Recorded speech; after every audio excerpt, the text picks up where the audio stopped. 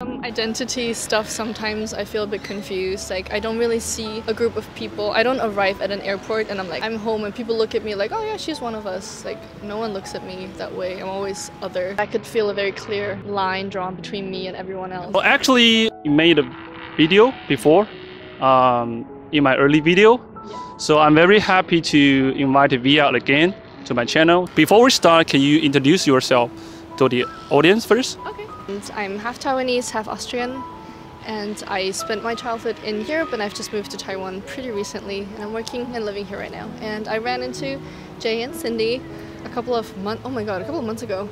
I think it's 3 months ago. Yes, 3 months ago.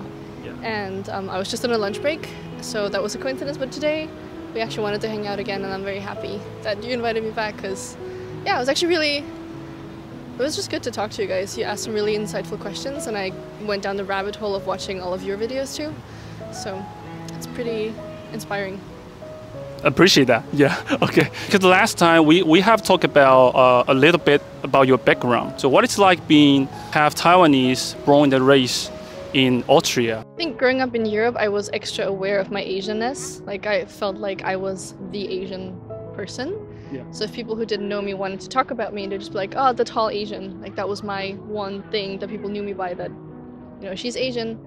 So that was a really big part of my identity. Like, I'm Asian. And then when I came to Taiwan, suddenly I felt like I was just stripped of my Asianness. Like, nothing about me was Asian enough. Not necessarily in a bad way, like you're not good enough. It's just like, you're just not one of us. It's kind of hard to say because it's not downright, it's not discrimination or racism or anything very negative like that to me, but I could feel a very clear line drawn between me and everyone else. Like, even you just said just now when we're walking around that you did notice people saw me and immediately they said, oh look, Waiboren. Yeah. So there's always a barrier between us, and it's just been flipped. So essentially wherever I go, I'm a foreigner. I grew up as a foreigner. I moved here. I thought I would be at home here, but I'm still a foreigner, and I don't think that's ever going to change at this point, so I'm making my peace with it. Well, but that sounds pretty sad. I mean, a little bit, right? I mean, some identity stuff, sometimes I feel a bit confused. Like, I don't really see a group of people. I don't arrive at an airport and I'm like, I'm home, and people look at me like, oh yeah, she's one of us. Like, no one looks at me that way. I'm always other. In Europe, I tend to feel that has some... The connotation with foreigner is more negative. When you say we're like Ausländer, it's a lot of people will think of people that they took our jobs, you know, they look at you that way, and it's a little unpleasant. Whereas in Taiwan, I feel like the connotation leans a lot more positive, and they are more interested and excited, and they want to ask a lot of questions. But you're definitely always a foreigner. So, but in Taiwan, I do feel like there's more curiosity rather than fear and discrimination, at least from what I've experienced. So that's the difference. But yes, it is a little sad sometimes because I don't feel quite at home or like I blend in anywhere. How do you see yourself? I mean, as a teenager, because I think maybe you have like identity crisis, yeah, especially. Yo, he just went there. Yeah. Wow. Yeah, especially if you were younger, I guess. No, you make a very good point. I'm just looking at my friend. Yeah. Identity No, crisis. I just guessed. Bang on, bang on. Yeah, I do. No, you're very I observant. mean, even now. Yeah, even now. I feel like I started therapy a couple years ago. Yeah. And it's definitely one of the things that we talk about, just kind of finding myself, just because I haven't really anchored to any place. I haven't identified fully. Like fully white or fully Asian, or just 50-50? And I feel like I'm getting to the point where I don't want to choose. I feel like I can just be a bit of everything. And ultimately, I think in the future, a lot of people are going to be more like that because we travel more. We have babies all over the world now with people that aren't necessarily from the same places that we are from.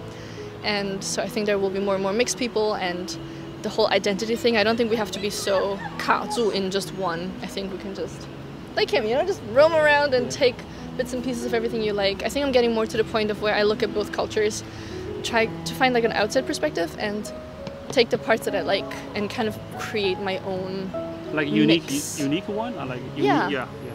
Because there are a lot of great things about the Asian culture, a lot of great things about the Western culture, and a lot of things that also don't work so well, a lot of issues with mental health and hierarchy and pressures in society that I see one side do more than the other, and then I can just be like, okay, this works, and yeah, actually this is one of the main reasons I do want kids. Hi. 你好。Hi. You want to speak English? 在讲英文吗？想学吗？好，有机会学。他看到你很 shock， 感觉得出来。So yeah. One of the main reasons I actually want children is because I'm pretty excited about applying everything that I'm learning. You know, just growing up with in a mixed household and seeing the kind of conflicts that happen. And I hope to apply all the things that I learned through that and through therapy, through introspection, and just kind of reviewing my own life, and hopefully create a life and give my children a life that is full of kindness, but still, you know, you still don't let the kids chill too much. I'm sorry, I don't know how to put that exactly, but just find a good mix to provide a life that will nurture them to be kind, happy people that will prosper in whatever way that they choose. Sound deep. Yeah. Okay, so what about your personality? Do you think your personality is more like European style, or maybe you still have like Asian style? Oh, what do you mean by Asian style? Maybe like a traditional part, maybe Taiwanese culture, because your mom is from Taiwan, right? So I'm curious about the education, maybe influence you a little bit.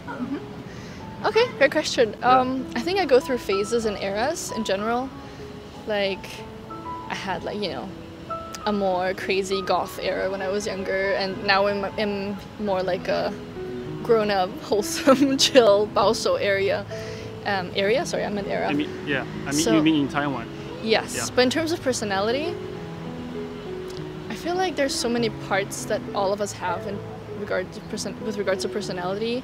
Just think about how you change your behavior and your voice and your mannerisms when you talk to a small child or a dog. Like, your voice shifts a little bit, right? You go up like, oh, you're kind. Like, even just now when we talked to the kids, both of us, we went up. Yeah, the personality will be a little different. Yeah. We always vibe with whatever's around us. So I feel like that part, I have a lot of both. So I definitely have a part that's something that I would classify as more European, even though I also want to be careful with that because I don't think it's exclusive to cultures. But what I see more often in European culture is more like sarcasm, dark humor, cynicism.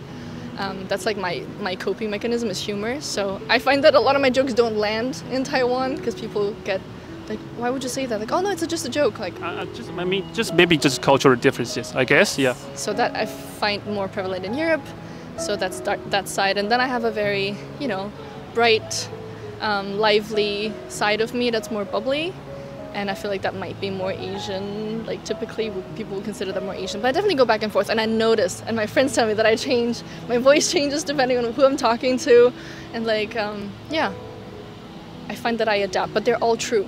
They're all a part of me, right? We don't become different or like fake when we talk to kids or to puppies or to our boss. Like, these are just different categories of our life, and they call for different parts of us.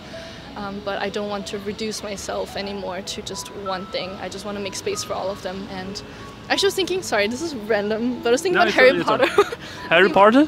So why? Yeah, because of the half-blood prince. Because people have jokingly called me that, the half-blood princess, because I'm half. You mean when you were younger? You were younger? Yeah. Yeah, you know the half-blood prince? Why is that such a tongue twister? Okay, and because, yes, so he's half muggle, half wizard, right? Yeah. And I was thinking, actually, I don't like that when people say that to me. Even though they mean it in a funny way, it's fine. I'm not offended. It's just, I don't want to be half, I feel like I'm double, actually. And it's a good thing. That's a good idea, yeah. Yeah. And it took a while. I always felt very reductive. Like, okay, which half am I? But maybe I'm both. Maybe I'm double. Maybe I get double the experience, double the joy, double the culture, double the pain sometimes, double the crises. But it's a richness that I'm grateful for, ultimately. 还是你可以分享一些经验给他，现在自己也是混血的身份的，我觉得这应该是蛮好的 idea。那也许你可以先用中文说说看。压力好大哦。这是你的感觉 ，Yeah。因为我觉得台湾现在有变多，我觉得这个现象 ，Yeah。就是不要太在意别人讲什么，这点我还没有做到啦，还是很难。可是你就做自己，然后你自己喜欢的事你就去做。像以前我都会不好意思吃我喜欢吃的东西，因为我喜欢吃臭豆腐，我喜欢吃榴莲，然后喜欢吃一些在奥地的小孩子比较不敢吃的东西，然后我就也不吃了。就我自己喜欢的东西我都放弃了，我的 Hello Kitty， 我的豆腐，我的咖喱，我都不好意思说啊，没有，我也不喜欢啦，我只喜欢你们也喜欢的东西。因为我觉得这个对小孩子来说应该会特别困难嘛，因为你不希望自己跟别人不一样。对。当然榴莲就不一样了，你还是不要就是榴莲算是榴莲可能是你个人爱好。对，不要就是拿到学校去，然后让别人全部都闻到。可是也不要因为别人就希望别人喜欢你，就不去做你喜欢的事，然后假装你喜欢的东西你不喜欢，因为你这样得到他们的 friendship 其实也都是假的，因为他们其实是不喜欢你的，所以。可这个很难呢，我觉得我这样虽然自己话我讲得出来，可是有时候我也做不太到。那希望就是台湾的观众在路上如果再看到 Mia 的话，哦 ，come on，she's Taiwanese. Okay, yeah, so just say hi, or ignore me, whatever you want to do. I'm cool with it, you know. Just yeah, I'm grateful to be here. Actually, it's a chill place. I don't want to complain. Did I complain a lot today? I just want to. No. Okay. It's real experience. Yeah, it's just my experience. But I'm very happy here. Ultimately, you know, all of this is not to ever complain or be ungrateful for being here. It's just, I think, explaining because no one where else would you find that, you know, people don't just come to you and ask these questions. But maybe through your videos, listening to all these stories from different people, and a lot of people have different opinions anyway. And then, you know, that will enable a new conversation and a new awareness of what happens as more foreigners pour into Taiwan. Yeah. And hopefully we can all live together in a way that's really enjoyable for all of us. Yeah, thank you so much. Yeah, so, yeah, see you guys.